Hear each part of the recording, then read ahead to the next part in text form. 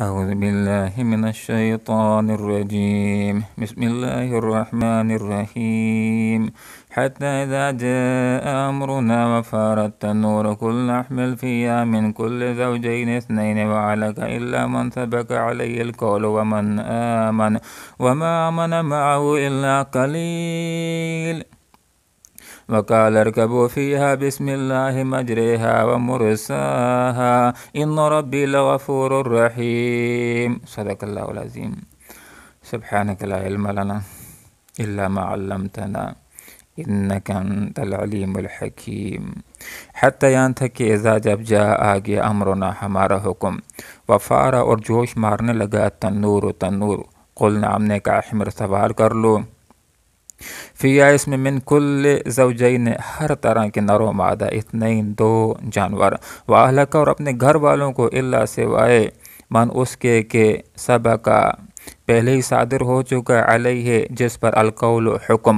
ومن اور ان کو بھی اپنے ساتھ سوار کر لیجیے، آمن جو ایمان لائے، وما آمن اور ایمان نہیں لائے، معو اس کے ساتھ اللہ مگر قلیل بہت تھوڑے، وقال اور فرمائے ارکبو سوار ہو جاؤ، فیا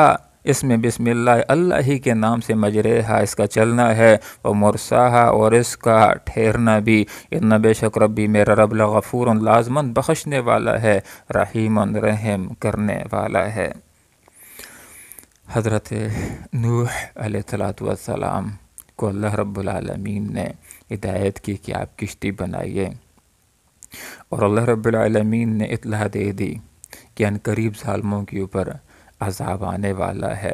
اور اللہ رب العالمین نے نوح علیہ السلام کو یہ نشانی بتلا دی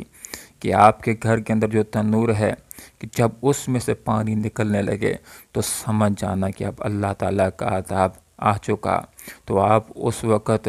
اپنے اہل ایمان ساتھیوں کو بھی کشتی کے اندر بٹھا دیجئے جن کی تعداد 80 یا 82 تھی، اور جانوروں کا بھی ایک ایک جوڑا کشتی کے اندر سوار کر لیجئے۔ کشتی 3 حصوں کی پر مشتمل تھی، نیچے والے حصے کے اندر جانوروں کو رکھا گیا، درمیان کے اندر سامان خورد و نوش کو رکھا گیا، اور اوپر والی منزل کے اندر انسانوں کو ٹھہرایا گیا۔ حتی یہاں تک کہ اذا جا جب آگے امرنا ہمارا حکم عذاب، وفارت تنور اور تنور کھولنے لگا، تنور میں سے پانی نکلنے لگا، اور پھر پوری زمین میں سے پانی نکلنے لگا، اور پھر آسمانوں سے بھی بارش ہونے لگی، اور بہت بڑا سیلاب آ گیا۔ قلنا ہم نے کہا احمل سوار کر لو فی اس کشتی کے اندر من کل زوجین اثنین ہر طرح کے نر و مادہ، 2 جانور، ایک نر اور ایک مادہ، وآلک اور اس کشتی کے اندر سوار کر لو اپنے گھر والوں کو بھی جو مومن ہیں، ماں سوائے ان کے کہ جن کے اوپر قول حکم صادر ہو چکا،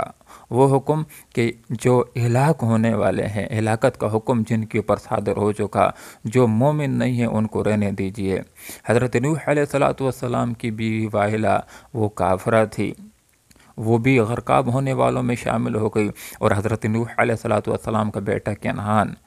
یام وہ بھی غرقاب ہونے والوں میں شامل ہوا۔ البتہ کنعان کی جو بیوی تھی وہ مسلمان تھی، اس کو کشتی کے اندر سوار کیا گیا، ومن اور ان کو بھی